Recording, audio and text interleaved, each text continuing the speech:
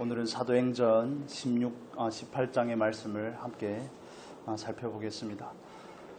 사도행전 18장 23절부터 21장 16절까지는 제3차 전도 여행에 관한 내용입니다. 13장부터 28장까지 쭉 이어지지만 1차, 2차, 3차 그리고 바울의 로마행, 황제에게 가이사에게 호소함으로 인해서 로마에 가서 재판을 받기까지가 28장까지 쭉 이어지는 내용입니다. 23절부터는 제3차 전도여행에 관한 내용이죠. 바울은 고린도에서 제2차 전도여행의 사역을 마치고 나서 에베소에 잠깐 들렸다가 다시 여기 22절에 보면 이렇게 말합니다. 가이사랴에 상륙하여 올라가 교회의 안부를 물은 후에 안디옥으로 내려가서 안디옥 교회에서 파송을 하였죠. 그래서 예루살렘에 올라가서 교회에 대한 내용들을 보고하고 나서 다시 안디옥에 가서 얼마 있다가, 여기서 말하는 얼마는 1년 가까이가 된다고 말씀을 드렸습니다. 그래서 3차 전도여행을 위한 쉼의 시간이고 준비의 시간이라고 말씀을 드렸습니다. 마치 개구리가 점프를 하려고 뭘 합니까? 더욱더 움츠리지 않습니까? 그런 시간이라고 이해할 수가 있겠습니다. 왜 이렇게 짧은 시간만 경과하고 다시 출발했는지에 대해서도 지난주에 말씀을 드렸습니다. 바울은 자기가 무엇을 해야 되는지, 다른 의미로 말하면 하나님께서 왜 자기를 불렀는지에 대해서 명확합니다. 흔들리지 않습니다. 강도를 만나든 생명의 위협이 있든 곤장을 맞든 그 어떤 상황이 와도 그의 구체적인 목적은 변하지 않습니다.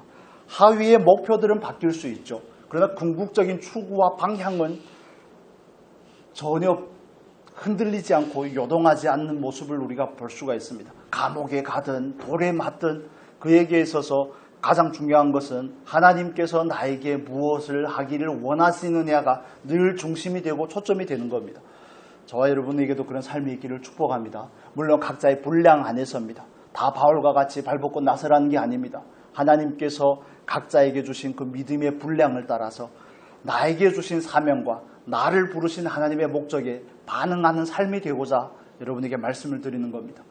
그렇습니다. 바울은 안디옥에 돌아와서 얼마 동안 있다가 다시 3차 전도여행을 시작합니다.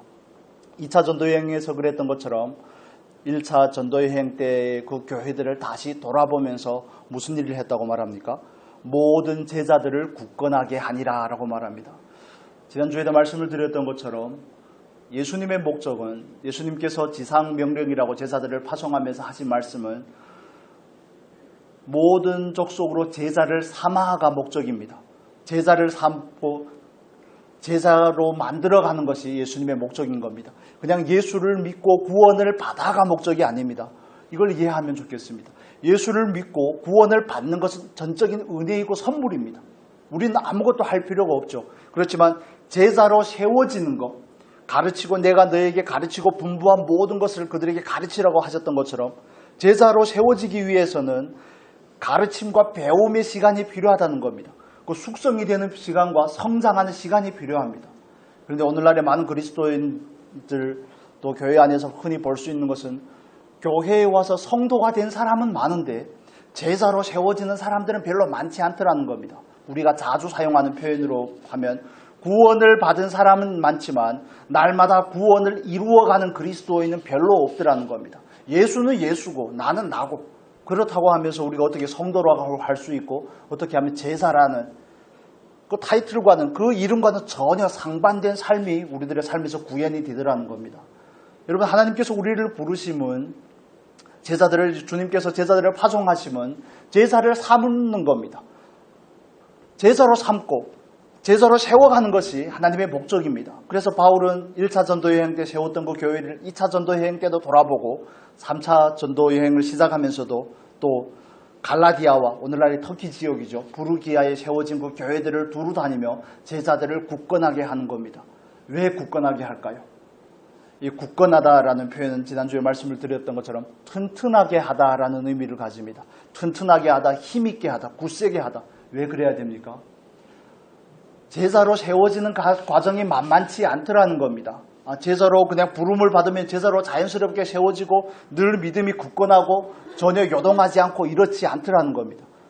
왜 그렇습니까? 세상에 살기 때문에 그렇습니다. 이 육체를 가지고 자아라는 이 본성적인 자아 안에 있기 때문에, 우리들의 자아가 있기 때문에 세상도 하나님의 말씀을 거스르고 우리의 본성도 하나님의 말씀과 역행하고 이런 일들이 우리 안에서 일어나기 때문에 세상의 영향도 받고 사단의 방해도 있고 하기 때문에 늘 굳건하게 제자로 살아간다는 거 쉬운 일이 아니라는 것을 의미하는 겁니다. 제자로 부름을 받았지만 흔들리고 요동하는 그 사람들을 향해서 바울은 다시 나아가 주님께서 명령하신 바를 다시 행하는 겁니다. 그들을 굳세게 하는 겁니다. 저와 여러분도 제자로 부름받아 굳세게 되어지는 은혜가 있기를 바랍니다. 굳세게 되는 여러 가지 방법들이 있죠. 바울을 통해서 제자들을 굳세게 했다면 하나님께서 오늘날도 하나님의 영이신 성령님을 보내서 우리의 신앙을 굳세게 합니다. 우리를 바른 진리의 자리로 인도합니다. 너희는 배우고 확신한 바를 따라서 행하라고 말씀하는 것처럼, 성령으로 살았으면 성령으로 행하라고 하는 것처럼 오늘도 성령께서 저와 여러분에게 가장 친절한 교사가 되어서 가장 친절한 정말 안전한 보호자가 되어서 우리를 인도하시는 줄로 믿습니다. 우리 굳세게 되어야 되는 겁니다. 늘 요동하는 경우들이 있는데 그건 필연적인 일일 수 있지만, 그렇지만 요동하는 것만큼 다시 그 털을 굳세게 하고자 예수 그리스도의 그 사랑과 은혜의 깊이 안에서, 깊고 넓음과 높음과 길이 안에서 자라갈 수 있는 저와 여러분이 될 수 있기를 축복합니다. 흔들린다는 것은 에베소서의 말씀을 볼까요? 에베소서는 이렇게 말씀을 합니다. 에베소서 4장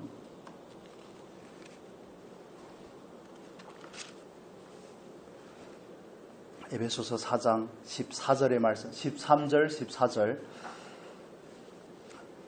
에베소서 4장 13절, 14절. 여러분 성경책으로 찾으셔야 됩니다. 찾지 못하시면 제가 그냥 읽어드리는 거 들으시면 되겠습니다. 우리가 다 하나님의 아들을 믿는 것과 아는 일에 하나가 되어 온전한 사람을 이루어 그리스도의 장성한 분량이 충만한 데까지 이르리니, 이는 우리가 이제부터 어린아이가 되지 아니하여 사람의 속임수와 간사한 유혹에 빠져 온갖 교훈의 풍조에 밀려 요동하지 않게 하려 함이라. 굳세게 되어야 될 이유를 우리에게 말씀해 주고 있습니다. 요동한다는 것은 어떤 사람이라는 겁니까? 그 존재가 아직 미숙하다는 것을 말합니다. 그리스도의 장성한 분량을 이루고 온전한 사람을 이루어야 되는 이유, 제자로서 날마다 굳건해져야 되는 이유, 그 이유는 어디에 있습니까?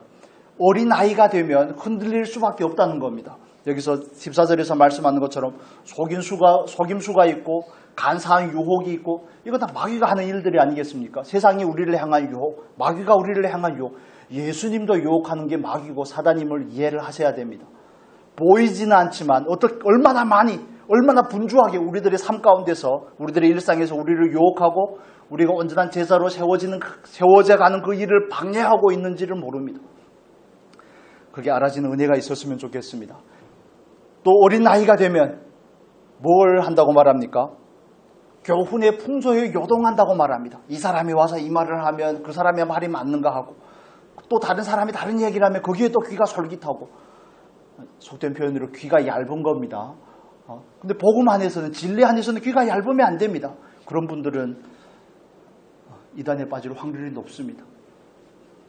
배우고 확신한 바에 거할 수 있는 저와 여러분이 될 수 있기를 축복합니다. 그래서 말씀을 날마다 탐구하는 삶이 우리에게는 필요한 겁니다. 말씀이 우리를 붙잡아줘야 되는 겁니다. 제가 여러분을 붙잡아줄 수 없습니다. 하나님의 말씀이, 성령께서 우리를 붙잡아야 되는 겁니다. 신앙생활을 한 세월이 지나갈수록 우리는 점점 뿌리를 진리 안에 깊게 내려야 되고, 그 안에서 더욱 굳건해져야 되고, 내가 굳건해질 뿐만 아니라 다른 사람을 제자로 굳건하게 세우는 자리로 나아가야 될 줄로 믿습니다. 그래서 여러분에게 고면을 드리는 것, 저 스스로에게 향한 저의 소원이기도 하지만, 저는 바울이 되고 싶습니다. 바울의 도움을 따라서 굳건하게 세워지는 제자들도 물론 감사한 일이지만, 세워주는 사람이 있으니까 얼마나 감사합니까? 그런데 이왕이면 여러분, 바울이 되시기를 축복합니다. 다른 사람, 나도 굳건히 서서 다른 사람을 세워주는, 다른 사람을 세우기 위해서는 내가 굳건히 서야 된다는 것이 전제가 된다는 겁니다. 그게 저와 여러분으로 하여금 하나님을 향해서 얼마나 열심을 내게 하는지, 얼마나 하나님을 사모하게 하는지, 왜냐하면 딸린 식구들이 있기 때문에 그렇습니다. 오매불망 그 교회를 바라보며 하나님께서 붙이신 영혼들을 향한 부담이 있기 때문에 바울이라고 왜 흔들리고 싶지 않겠습니까? 왜 흔들릴 때가 없겠습니까? 그럼에도 불구하고 늘 마음에 다시 확정을 하고 그 마음을 굳세게 하고 왜 그래야 됩니까? 왜 열심을 내야 됩니까? 왜 복음에 미친 자가 되어서 복음을 가지고 나아가야 됩니까? 딸린 식구들이 있기 때문에 그렇습니다. 하나님께서 맡기신 영혼들이 있기 때문에 그렇습니다. 부모가 된다는 거 그렇지 않습니까? 자녀들이 있기 때문에 부모는 약해질 때가 있지만 약해질 수는 없는 겁니다. 늘 약해질 수는 없는 거죠. 그거와 마찬가지입니다. 저와 여러분이 하나님 앞에서 이 부분에 대해서 다시 한번 경계를 가지시면 좋겠습니다. 하나님께서 나에게 누구를 맡기셨는가? 나는 그 누군가를 세우기 위해서 내가 먼저 온전하게 세워져야 되지 않겠는가 하는 이 부담이, 그래서 객관적인 구속사라고 우리가 표현을 하죠. 하나님의 나라에 참여되고자 하는 사람은 그 열심을 잃어버리지 않을 수가 있습니다. 그러지 않으면 그 열심을 쉽게 잃어버립니다. 주일학교 교사를 맡으셨으면, 교사가 되었으면 주일학교 아이들을 맡기셨잖아요. 한 사람이든 두 사람이든 중고등부도 마찬가지고 청년들도 마찬가지고 저와 여러분 피차 일반이 아니겠습니까? 가족 식구들을 맡기셨고 또 우리 주변에 있는 믿지 않는 영혼들을 하나님께서 우리에게 부담으로 주셨습니다. 그 사람들을 바른 진리로 인도하고 바른 진리 안에서 그들을 굳건하게 세워가기 위해서, 우리가 그들을 서포트하기 위해서 우리가 먼저 굳건하게 서야 됩니다. 우리가 비실비실하면 안 된다는 겁니다. 늘 요동하면 안 된다는 겁니다. 세상의 풍조에 요동하고 세상의 유혹에 흔들리고 내 자아를 물론 이기지 못할 때가 있죠. 명절을 지내다 보니까 쭉 이겨지던가요? 학교를 빨리 갔으면 좋겠는데 한 주일이 왜 그렇게 긴지, 일각이 삼추와 같이 느껴지는 그건 기분 때문은 아닐 겁니다. 학교에서 급식을 준다는 게 얼마나 놀라운 은혜인지 여러분 자녀들이 다 커서 그런 생각을 안 했을지 모르겠지만 손주들이 왔는데 이쁘기는 얼마나 이쁩니까? 그런데 빨리 갔으면 하는 마음이 마음속 깊은 곳에 있는 것은 기분 탓은 아닐 겁니다. 힘든 건 힘든 겁니다, 여러분. 그렇지 않겠습니까? 좋고 기쁘고 즐겁고 한 것도 있지만 그 마음이 부담스러운 것은 또 그대로 있는 거죠. 우리는 그래서 하나님 앞에서 큰 넓은 시야를 가지셨으면 좋겠습니다. 하나님은 나에게 누구를 맡기셨는가? 그 부담이 저와 여러분들을 때로는 억지로 그 자리에서 일어나게 하고 그 부담이 우리를 강권하여 우리가 그리스도 안에서 더 온전한 제자가 되게 하더라는 겁니다.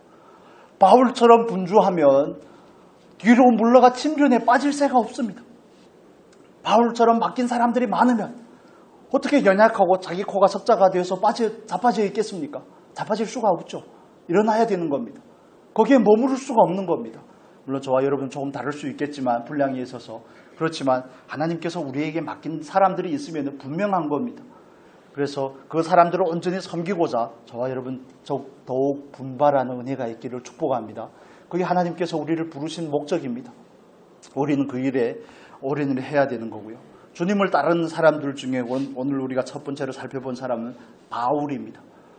바울과 같이 온전한 제자가 되기를 힘쓰시고 제자로 굳건하게 세우는 일에 열심을 가지는 저와 여러분이 되었으면 좋겠습니다. 그래서 우리가 먼저 스스로를 향해 질문을 해야 되죠. 나는 제자가 맞는가? 제자가 맞는가? 제자로서 필요한 조건들에 대해서 주님께서 우리에게 말씀을 하셨는데 그런 조건들이 나의 삶에서는 구현이 되고 있는가? 누구든지 나를 따라오려거든 날마다 자기 십자가를 지고가 우선입니다. 따라가려거든 소원이라면 그 소원을 향한 제일 먼저 가장 우선적인 움직임은 나를 부인하는 것입니다. 물론 쉬운 일은 아니지만 그런 질문들을 가지고 우리의 삶을 구체적으로 점검을 해야 됩니다. 기독교 신앙은 공한 메아리나 어떤 특정한 구호가 아닙니다. 우리는 그런 신앙에 너무 익숙해 있습니다. 나가자, 이기자, 싸우자 이런 그런 게 아닙니다. 우리는 일상에 뿌리를 내리는 저와 여러분의 신앙이 되어야 될 줄로 믿습니다. 그래서 오늘의 삶에서 나를 점검을 하는 겁니다. 나는 제자가 맞는가? 나를 통해서 다른 사람이 세워지는가? 나를 통해서 다른 사람이 도움을 받고 있는가? 나의 성장이 다른 사람의 성장을 가져오는가? 그의 성장을 돕는가? 이런 구체적인 질문들을 우리는 가져야 되는 것입니다. 우리가 두 번째로 살펴볼 사람은 브리스가와 아굴라입니다. 오늘 본문에서 우리 26절의 말씀을 같이 보겠습니다. 26절에 보면 이렇게 말합니다. 그가 회당에서 담대히 말하기 시작하거늘 브리스길라와 아굴라가 듣고 데려다가 하나님의 도를 더 정확하게 풀어 이르더라. 첫 번째 주제와 또 연관이 되는 겁니다. 자기에게 주어진 자원을 가지고 다른 사람의 성장을 돕는 겁니다. 여기서 구체적으로 도운 사람은 아볼로라는 사람이죠. 아볼로에 대해서는 조금 이따 설명을 드리겠습니다. 이 아볼로라는 사람은 알렉산드리아라는 그때 당시 로마 그 다음으로 가는 도시죠. 그 도시 출신인데 그는 요한의 세례까지만 아는 겁니다. 요한의 세례는 회개의 세례입니다. 여러분 이해가 되십니까? 회개하라 천국이 가까웠느니라 그 외침을 따라서 그 하나님의 나라의 선포를 따라서 외쳤던 그 요한의 세례는 요한이 베풀었던 그 세례든 예수님의 제자들이 베풀었던 그 세례는 온전한 세례가 아닙니다. 예수님의 세례와는 다른 것이죠. 그건 회개의 세례입니다. 아볼로는 거기까지만 복음에 대한 지식이 없는 겁니다. 복음이 아니죠. 율법에 대한 지식밖에 없는 겁니다. 구약에만 능통한 겁니다. 구약의 때는 세례 요한으로 마무리가 되지 않습니까? 그는 구약에 능통하고 장차 예수 그리스도라는 메시아가 온 것에 대해까지만 알지 그가 죽고 부활하고 우리에게 다시 성령을 보내시고 승천하시고 다시 오심에 대한 그런 약속들에 대해서는 조금 무지했던 걸로 보입니다.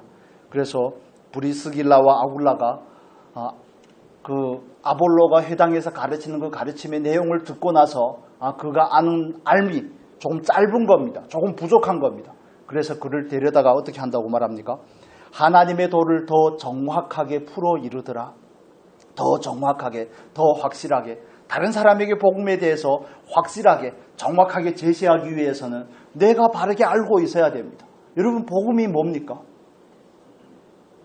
복음의 핵심적인 사건은 예수 그리스도의 죽음과 부활입니다. 그렇죠? 고린도전서 15장 3절 4절의 말씀 우리가 암송했던 것처럼 예수 그리스도의 죽음과 부활이 복음의 핵심인 겁니다. 그런데 아볼로는 회개의 세례까지만 알지 예수와 함께 죽고 예수가 우리를 위해 죽고 우리의 죄를 위해서 십자가에서 죽으시고 3일 만에 부활하셨다는 것, 우리의 의를 위해서 부활하셨다는 그 사실에 대해서는 몰랐고 우리가 또한 예수와 함께 죽고 예수와 함께 부활했다는 그리스도의 세례에 대해서 알지 못했기 때문에 고린도에서 바울과 1년 6개월 동안 좀 더 긴 시간이었을 수도 있습니다. 그러면서 바울을 통해서 복음을 들은 브리스길라와 아굴라는 아볼로에게 그의 지각을 확장시켜 주는 겁니다. 그의 말씀에 대한 알매 넓이를 넓혀주는 겁니다. 더 깊이를 더 온전하게 제시해 주는 겁니다. 우리 28절의 말씀을 볼까요? 28절에 보면 이렇게 말합니다. 28절 같이 읽겠습니다. 이는 성경으로서 예수는 그리스도라고 증언하여 공중 앞에서 힘있게 유대인의 말을 이기미러라. 아볼로는 일찍이 주의 도를 배워서 열심히 있어서 회당에서 가르치는 사람은 미었지만 그러나 예수가 그리스도라는 사실에 대해서는 잘 알지 못했습니다. 그런데 그가 브리스길라와 아굴라의 도움을 받고 그들이 정확하게 풀어 이르는 하나님의 말씀을 배우고 나서 그는 아가야로 갑니다. 고린도로 가는 것을 말합니다. 아가야의 수도가 고린도였기 때문에 고린도로 가서 고린도 교회를 바울 그 다음에 후임으로 맡게 되는 겁니다. 이 부분은 좀 이따 다시 설명을 드리겠습니다. 그렇습니다. 아볼로는 브리스길라와 아굴라라는 그 두 사람을 통해서 예수가 그리스도라는 구약이 이때껏 말해오고 있는 그 여자의 후손, 다윗의 후손, 아브라함의 후손으로 올 리가 그리스도라는 사실에 대해서 그 희미하던 것들이 더 확장이 되었고 그 눈이 밝아져서 말씀에 대한 온전한 지식을 가졌을 뿐만 아니라 자기가 이제는 예수를 누구라고 고백을 하는 겁니까? 예수는 그리스도라고 고백을 하는 겁니다. 예수가 그리스도라고 자기가 믿지 않고 인정하지 않는데 어떻게 다른 사람에게 예수가 그리스도라고 말할 수 있겠습니까?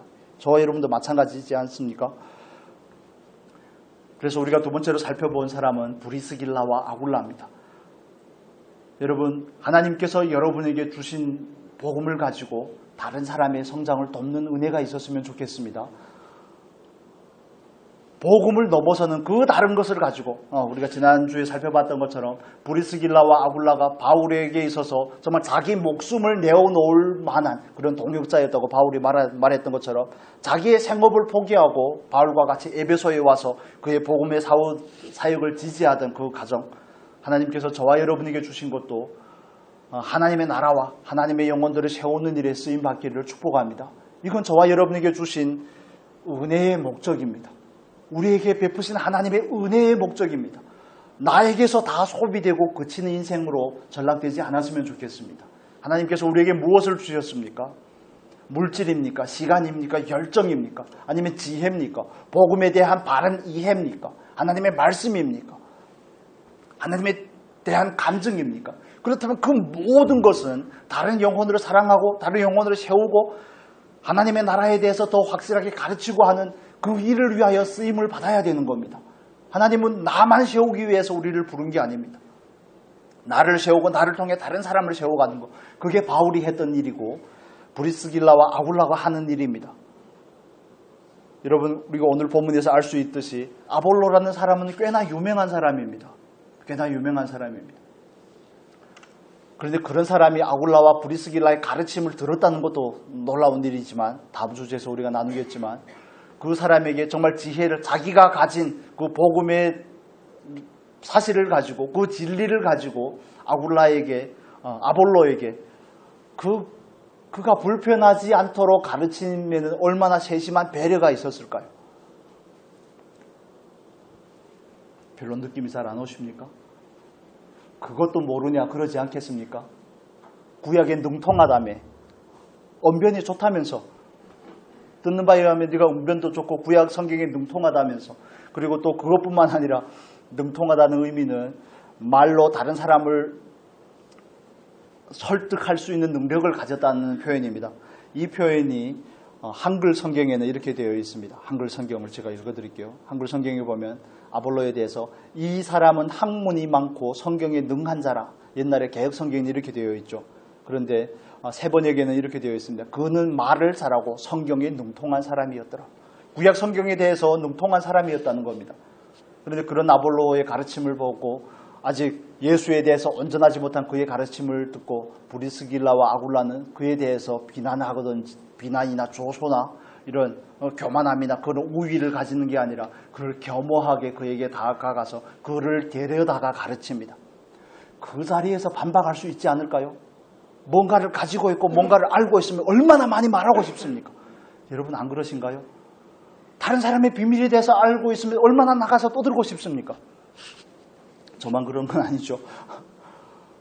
어쩌면 그렇게 호기심이 많고 궁금한지, 예수에 대해서는 별로 궁금하지 않은데 다른 사람이 뭘 어쨌는지, 정치가 어떤지, 대통령이 어쨌는지 이런 것들에 대해서 얼마나 그렇게 알고 싶은지, 사실 여부를 따져가면서 진실을 밝히고 싶은지, 그리고 또 나가서 다른 사람이 그걸 고지고대로 전달하고 싶은지, 복음에 대해 그런 열정이 있기를 축복합니다.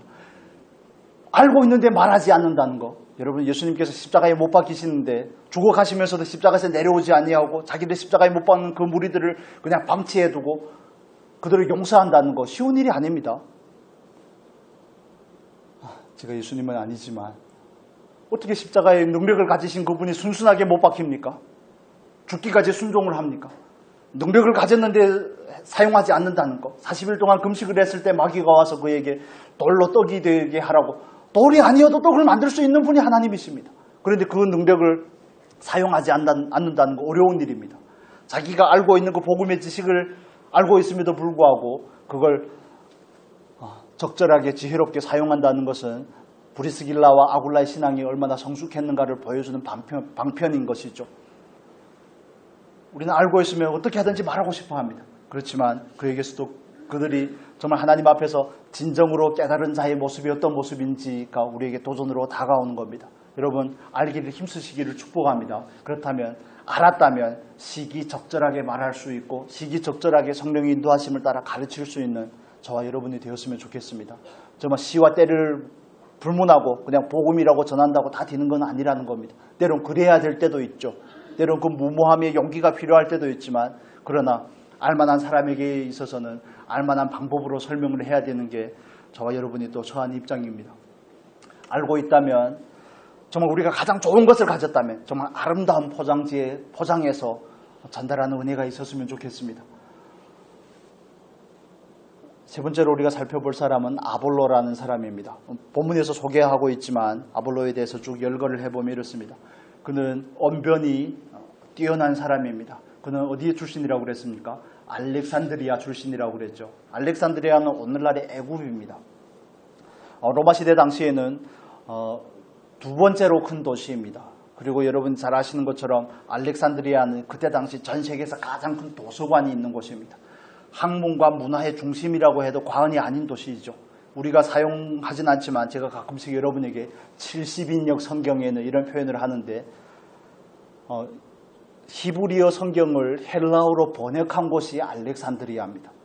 프톨레미 왕조의 두 번째 왕인 그 왕이 유대인의 학자들을 12지파에서 한 지파에서 6명씩, 이건 전설입니다. 그래서 72명이나 되는 그 학자들을 데려다가 히브리어 성경을 헬라어로 번역을 시켰습니다. 왜냐하면 다음 세대들이 헬라어를 다 사용하니까 히브리어를 알아듣지 못하는 겁니다. 그래서 번역을 했는데 70명을 각자의 각 방에 두고 다 번역을 시키게 하고 수년이라는 시간이 걸렸습니다. 그런데 다 번역을 한 내용을 마지막에 결과적으로 가지고 나왔는데 철자 하나, 토시 하나도 틀리지 않았더라는 이런 전설이 있습니다. 학문에 그만큼 치중이 되었고 큰 도서관이 있다는 것만 봐도 알지 않겠습니까? 아볼로라는 사람은 언변에 능하고 구약 성경에 능통한 사람입니다. 그리고 여기서 말하는 것처럼 일찍이 주의 도를 배워 주의 도에 대해서 열심히 있는 사람이고 자기가 가진 열심을 따라 담대히 자기의 가르침을 주의 도를 말씀을 가르치는 사람입니다. 그리고 우리가 또 한 가지 살펴볼 부분, 중요한 부분이죠. 그는 정말 담대하고 열정이 있고 학식이 있고 구약에만 능통한 것이 아니라 언변에만 능통한 것이 아니라 그는 어떤 사람입니까? 들을 줄을 아는 사람입니다. 정말 성령의 사람이라면, 주님을 따르는 사람이라면 정말 가장 필요한 덕목이라고 이해가 됩니다. 여러분, 우리는 늘 듣는 사람이 되어야 됩니다. 인체의 기관 가운데서 가장 먼저 발달하는 기관이 청각이라고 그럽니다. 가장 늦게 실종이 되는 것도 청각이라고 그렇게 이해를 합니다. 태 속에서부터 돌아가시고 나서도 청각은 바로 끊기지 않는다고 그렇게 이야기를 하더라고요. 하나님 왜 그렇게 하셨을까? 우리로 하여금 듣는 존재로, 우리는 듣는 존재로 지음을 받았다는 사실을 증명하는 것이 아닐까, 저는 그렇게 믿고 이해를 합니다. 여러분, 우리는 하나님의 말씀을 듣기 위해서 지음을 받았습니다. 아담을 하나님께서 지으시고 아담에게 필요한 것은 자기가 뭘 알아서 하는 게 아닙니다. 하나님께서 말씀하신 말을 하는 겁니다. 하나님께서 그에게 주신 말을 따라 하는 거죠. 저와 여러분도 마찬가지입니다. 우리가 그리스도인이 되었다는 것은 정말 들을 줄 아는 사람이 되어야 됩니다. 그 신앙과 그 마음가짐을 쭉 유지하는 겁니다. 모를 때는 들으려고 하는데 조금만 알면 잘 들으려고 하지 않습니다. 아볼로처럼 구약에 능통한 사람인데 이건 뭐 밑도 끝도 족보도 없는 브리스길라와 아굴라 이렇게 가르침을 받는다는 거 쉽겠습니까? 여러분 어떻게 생각하십니까? 아이들이 가끔씩 부모님에게 한마디씩 뼈가 있는 말들 한두 마디씩 툭툭 던지는데 그 말이 들어오면 그렇게 기분이 좋던가요? 기분이 안 좋잖아요. 왜냐하면 나는 어른이고 위치가 잘못된 것처럼 우리 안에는 굉장히 큰 불편함이 있죠. 그런데 그렇게 구약에 능통한 사람인데 무명의 브리스길라와 아굴라가 가르치는 말씀에 그걸 들었다는 거, 그걸 듣고 복음에 대해서 알게 되었다는 거, 그 겸허함이 아볼로로 하여금 하나님께 쓰임을 받을 수 있는 사람이 되게끔 하는 겁니다. 여러분, 하나님은 오늘도 그 누군가를 사용하기 위해서 기다리고 있지만 교만한 사람은 절대 안 씁니다.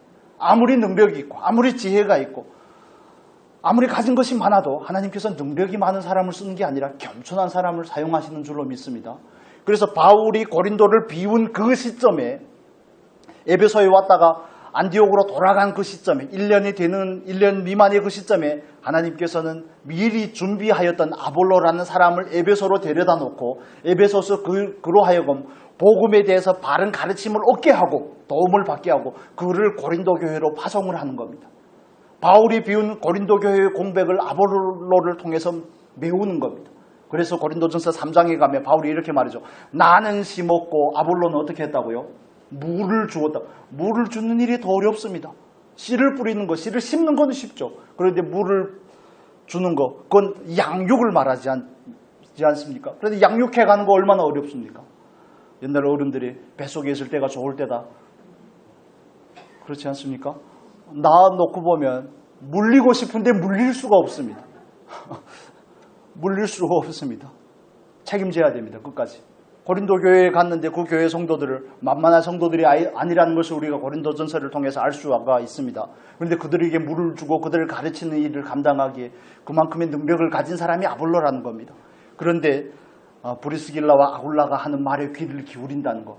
너희들이 뭔데 나를 가르치냐 그러지 않겠습니까? 그러고도 충분히 남을 만한 사람인데 그 말에 귀를 기울인다. 물론 하나님께서 하신 일이라고 이해가 되지만 그러나 아볼로의 그 겸손함이 뒷받침이 되지 않으면 이런 일이 일어날 수가 없습니다. 그래서 잠언 1장 5절은 이렇게 말합니다. 지혜로운 자에게 가장 중요한 특징 중에 하나는 듣는 겁니다. 잠언의 말씀 잠깐 볼까요? 말씀 여러 군데 좀 보겠습니다. 잠언 1장 5절의 말씀.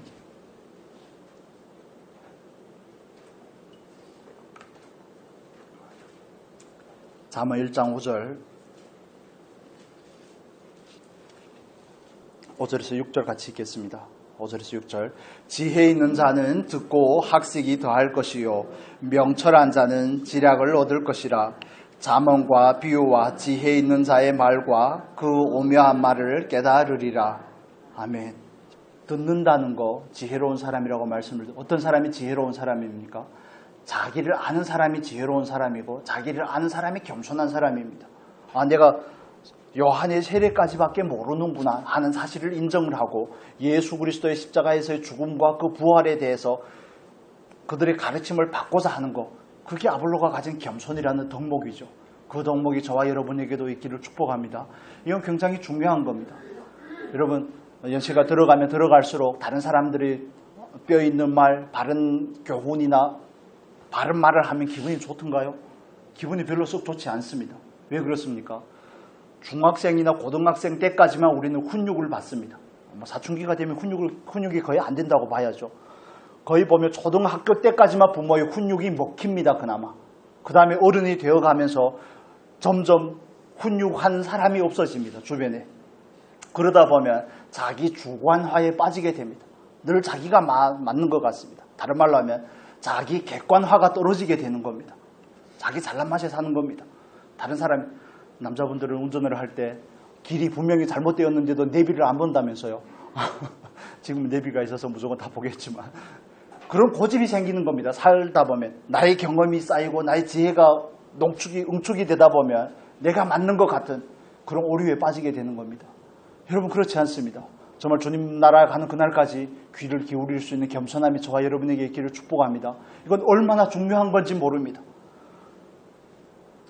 하나님의 말씀이 들리지 않는다. 그 누군가가 바른 말을 하는데 우리는 그 사람의 태도나 그 사람의 그 감정이나 그 사람의 억양이나 톤이나 표정이나 이런 데 더 관심을 갖지만 그러나 우리가 들어야 될 것은 그 사람이 전달하는 내용입니다.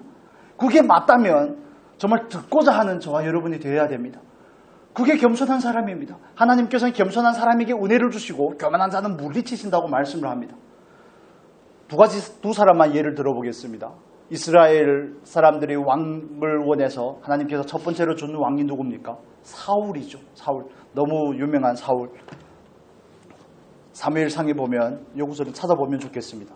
하나님께서 사무엘을 통해서 사울을 세우고자 할 때 사울의 반응입니다. 사무엘상 9장 21절의 말씀을 보겠습니다. 9장 21절. 9장 21절 같이 읽겠습니다. 사울이 대답하여 이르되 나는 이스라엘 지파의 가장 작은 지파 베냐민 사람이 아니니까 또 나의 가족은 베냐민 지파 모든 가족 중에 가장 미약하지 아니하니까 당신이 어찌하여 내게 이같이 말씀하시나이까 하니. 아멘. 사울은 아버지의 분부를 따라서 잃어버린 나귀를 찾으러 갔다가 사무엘을 만나게 됩니다. 그때 하나님께서 사무엘을 통하여서 사울을 기름 부어서 이스라엘의 지도자로 삼으라는 그 말씀을 그에게 전달을 할 때 사울이 했던 표현이죠. 나는 이스라엘 지파 중에 가장 작은 베냐민 지파의 사람이고 베냐민 지파 중에서도 우리 가정은 별로 볼 것이 없는 가정이 아닙니까? 그러던 사울이 왕이 되고 나서 어떻습니까? 자기가 가진 그 초심을 잃어버립니다. 그 겸손함을 잃어버리게 됩니다. 더 이상 들리지 않습니다. 다윗이 말해도 아들 요나단이 하나님의 말씀을 그에게 전달해도 그는 듣지 않습니다. 그리고 교만해진다는 가장 중요한 특징은 듣지 않는 겁니다. 다른 사람의 바른 총론에 대해서 귀를 기울이지 않는 것. 저와 여러분도 하나님 앞에서 자기를 살펴보셨으면 좋겠습니다. 나는 다른 사람이 뭐라고 맞는 이야기를 하는데 왜 기분이 나쁠까? 왜 나는 듣지 않으려고 할까? 그건 우리의 마음이 그만큼 굳어있기 때문에 그렇습니다. 자기 주관하에 그만큼 빠져있기 때문에 그렇습니다. 겸손함을 유지할 수 있는 저와 여러분이 될 수 있었으면 좋겠습니다. 그래서 사울이 사무엘에게 버림을 받을 때 하나님께서 사무엘을 통해 사울에게 하는 말이 있습니다. 당신이 겸손할 때에는 하나님께서 당신은 이스라엘의 왕을 삼지 않았습니까? 그런데 당신이 제사장도 아니고 왕이면서 제사장으로서 월권을 하고 하나님께서 아말렉을 진멸하라고 그러는데 살진 양과 소를 남겨두고 아말렉의 왕 아각을 살려두고 하는 이런 일들이 그의 교만함이죠. 그의 교만함이 당신으로 하여금 왕이 되지 못하게 합니다. 이렇게 표현을 합니다. 그리고 우리가 성경에서 또한 많은 사람들이 있지만 또 한 사람은 나아만이라는 아람의 장군이죠. 군대 장관이죠. 열왕기하에 나오는 5장에 나오는 이 나아만이라는 장군은 정말 아람이라는 나라는 그때 당시에 꽤나 강성한 나라입니다. 강성한 나라의 군대 장관이면 국방부 장관 정도가 되겠죠. 그렇지만 육군 참모총장 정도가 되겠네요. 그런데 그에게는 한 가지의 고질병이 있습니다. 문둥병이라고 표현을 하죠. 하나님께 저주받은 병이라는 그런 인식을 가지고 있는 그 병이 그에게 있습니다. 그런데 그의 집에 있던 그 계집종이 이스라엘에 살다가 붙잡혀온 계집 아이가 노예를 말하는 겁니다. 그때 당시도 노예는 사람이 아닙니다. 죄송하지만 사람이 아닙니다. 그냥 물건입니다. 그런데 노예가 하는 말에 귀를 기울일 수 있다는 것. 결코 쉬운 일은 아닐 거라고 생각이 됩니다. 그런데 나아만은 그 노예가 하는 그 어린 계집 여자아이가 하는 말에 귀를 기울입니다.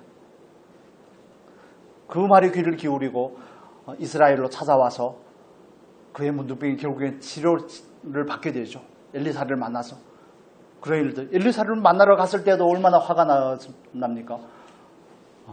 육군 참모총장이 왔는데 집안에서 내다보지도 않고 얼마나 예의가 없습니까? 뭘 모릅니까? 상도덕이 없는 거죠.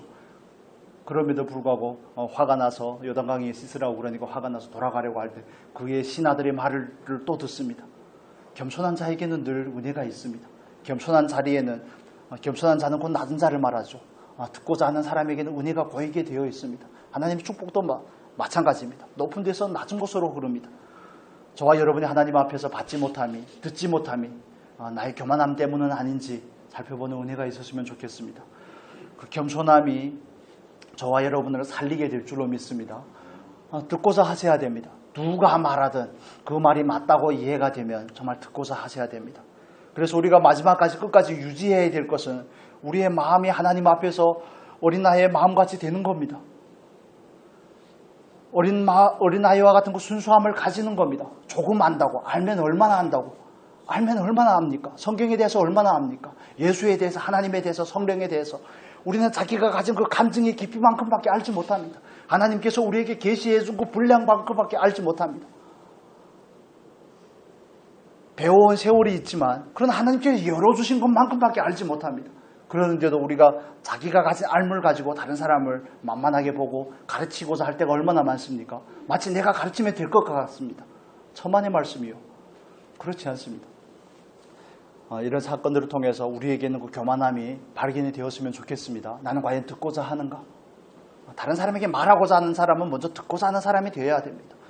그래서 아볼로가 브리스길라와 아굴라의 말을 듣고 겸손하게 배우고자 할 때 하나님은 그를 세워서 고린도 교회를 맡는 목회자로 그를 쓰는 모습을 볼 수가 있습니다. 여러분 하나님 앞에서 겸손한 자가 될 수 있기를 축복합니다. 나를 아는 은혜가 있기를 바랍니다. 나를 알기 위해서는 어떻게 해야 될까요? 하나님의 말씀을 가까이 하셔야 됩니다. 말씀은 거울입니다. 말씀은 나를 비추는 거울입니다. 내가 말씀을 읽는 것이 아니라 생명의 말씀이 내 안에 들어와 나를 휘저어 놓는 겁니다. 나를 발견하게 하는 겁니다. 그래서 말씀을 가까이 하고 하나님을 가까이 하는 사람은 늘 자기를 알 수가 있습니다. 그런데 말씀을 멀리하고 하나님을 멀리하면 자기를 알지 못하고 자기가 하나님이 되어 있습니다. 이게 성장한 사람들이 가장 위험한 부분입니다. 가장 위험한 함정입니다. 늘 겸손할 수 있는 저와 여러분이 되었으면 좋겠습니다. 그대로 한 가지만 더 드리면 이런 주님을 따르는 사람들을 통해서 하나님의 나라는 세워져 갑니다. 그러나 그 주체는 늘 하나님이라는 사실을 이해하시면 좋겠습니다. 하나님이 섭리 안에 아볼로를 에베소로 보내고 에베소에서 브리스길라와 아굴라의 가르침을 받게 하고 복음에 대한 예수 그리스도에 대한 바른 이해를 갖게 하고 하나님께서 그를 다시 고린도로 파송을 해서 고린도의 영혼들을 섬기는 것을 볼 수 있습니다. 여러분 그 하나님의 놀라우신 섭리와 그 경륜 안에서 우리는 좀 하나님 앞에서 겸손한 사람이 될 수 있기를 축복합니다. 정말 나에게 주신 자원을 가지고 다른 영혼을 세우는 일에 쓰고자 하는 그 마음가짐을 가지시기를 축복합니다. 하나님께서 나에게 원하는 바가 무엇인지 그 목적하심에 있어서 제자로 세워지고 제자를 세우는 일에 쓰임받고자 하는 소원이 저와 여러분에게 있었으면 좋겠습니다. 나만 위해 사는 일생은 아무런 가치도 없을 수가 있습니다.